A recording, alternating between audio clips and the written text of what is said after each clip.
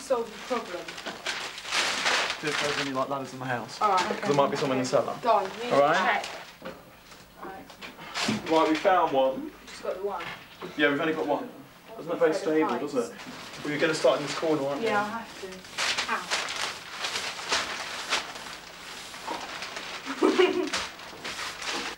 Okay, all right. Well, I'm going to have to go for my rehearsal now. Okay. I'd love to help you. No, you wouldn't. Yes, sure. But you can't. I can't. But I'll make it up to you in some other way. Yeah. Well, just come and sit. I left the girls to it because I had another posse downstairs, my drama group. We decided to turn the front room into a rehearsal room. What I'd like you to do, just to get into the swing of things, is to jog around the room. Just make us even hotter. Like hot tub. I really enjoy drama because it gives me a chance to learn more about myself, to express myself better, to find out like hidden talents or whatever, or like you know, getting involved into characters which I previously would have thought that I couldn't do. I also like the friendship and the like cooperation and camaraderie. Oh, I've always wanted to be Living on his own without being centre of attention the whole time is going to be quite difficult for him, I think, because he's used to having all of us girls dote on him constantly, so that's going to be difficult. He has no common sense whatsoever. He can't do anything himself. He's a very intelligent boy, but when it comes to anything domesticated or anything, considering anything in that circumstances, he just doesn't have a clue. We like mothering him. He is hopeless. He doesn't ever bath. When he does, he only uses water. He doesn't ever use soap.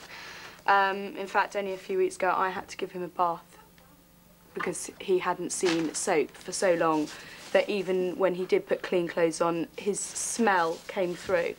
Half door beyond, even though you can't see it, I assure you it's there. Charm, flail, creel, stairs. What's that? The play which I'm currently involved with is called Communication Chord, and it's by Brian Freer. The part which I'm playing in it is Jack McNeilis, who is a 60-year-old lecherous barrister who keeps on going on about how wonderful he is and tries to seduce lots of people. Absolutely. I think it could get a bit much, sort of having loads of people invading the living room all the time, but all his friends seem nice as well. I mean, they've been really supportive to him and stuff, and they seem like nice people. Just hope it doesn't happen that often, having actors in the living room. Well, Colin's moved into the house, and he seems a really nice bloke. You know, I haven't really got to know him that well yet, because, well, usually I keep my distance, and then get to know people a bit later when they've settled in. But welcome to the house, Colin, and I hope that you can cope with all the madness. Having finished his article on student victims, Simon took it to the editor of the student magazine Pulp and reminded her why it was such an important issue. I think nobody's really sort of looked at it for a while. It's one of those things which always comes back, you know, our students get battered and all that sort of thing, but nobody's done it for a while.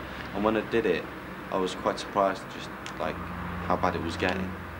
Because the last thing we want to do really is sort of hype it up so people are frightened, because I mean it's not necessarily about being a student, it's about being in a city, a large city which has certain problems. So, you know, we don't want to over-exaggerate, but at the same time it's good to perhaps make the point that there are certain things that you should do or should be aware of, just to ensure that you're going to have a safe time at college. Yeah. Okay, magic. Okay. Well, cheers, Emma. Thanks. That's all right. When will it go in?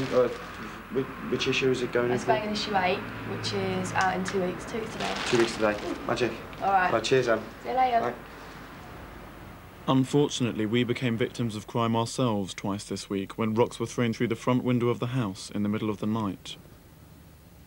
I heard I heard a thud and then a crash, and I felt something land on my bed, and I thought like a lamp had knocked over or something. And I called Simon, and he switched the light on, and there were two rocks in my room. One was on my bed and one on the floor, and someone had chucked them through the window. I got out of bed and went out and sat in the living room, and Simon phoned the police, and we had the window boarded up last night as well. And then I just slept with Emma's room. When we came into this programme, we knew we'd have to deal with pressures of people coming up to us in the streets, cameras intruding in our lives. Personally, I knew that I was going to get bit out of it. I knew I was going to get a few bob and, you know, something to put on my CV, that sort of thing. What we didn't realise is that we were going to get dickheads throwing bricks and hurling abuse at us because they think it's big and clever to take the piss. I hope you feel very clever now, whoever did this. They were big rocks. They could have killed her, and I know you probably sat there watching thinking, oh great, you know, aren't I great, I threw bricks through Spider's window. Get a life. The following morning, Spider cleared up the glass and debris from her room and reinforced windows were installed. We've also now got a security camera and a 24-hour security patrol to prevent it happening again.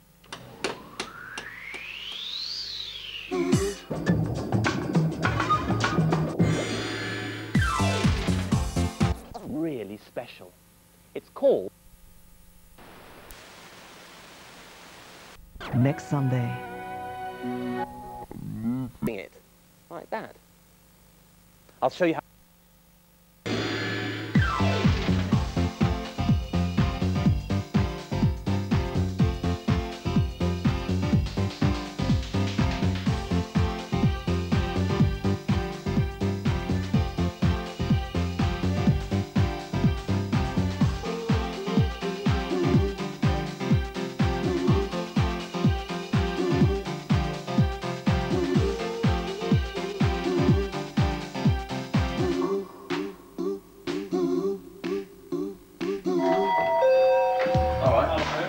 Last week on The Living Soap, we got a new housemate, Colin. Are you sure you know what you're doing?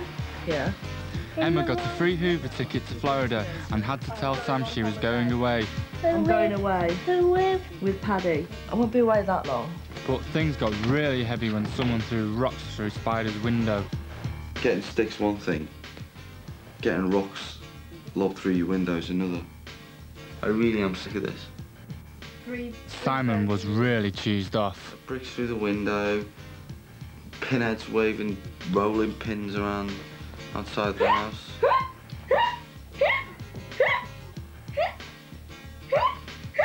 Doesn't that laugh just get you every bleeding time? Things have been looking pretty grim at the end of last week, but for me though, things got even worse.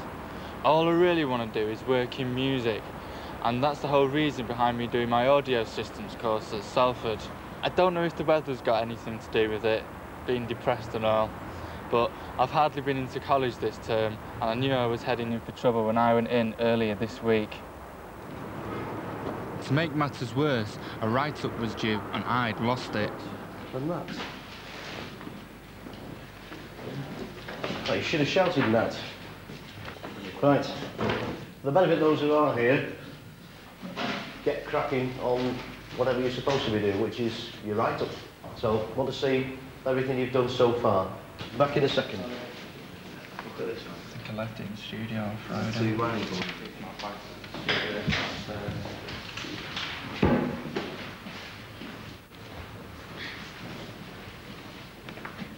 Right. He's gone again. Yeah. Yeah. Okay, Not about. About two tickets. Oh, I've lost my bag. My notes and like everything. Why 16-bit is better. Perhaps why 16-bit is better than 8. Matthew, are you just going to sleep there, or are you actually going to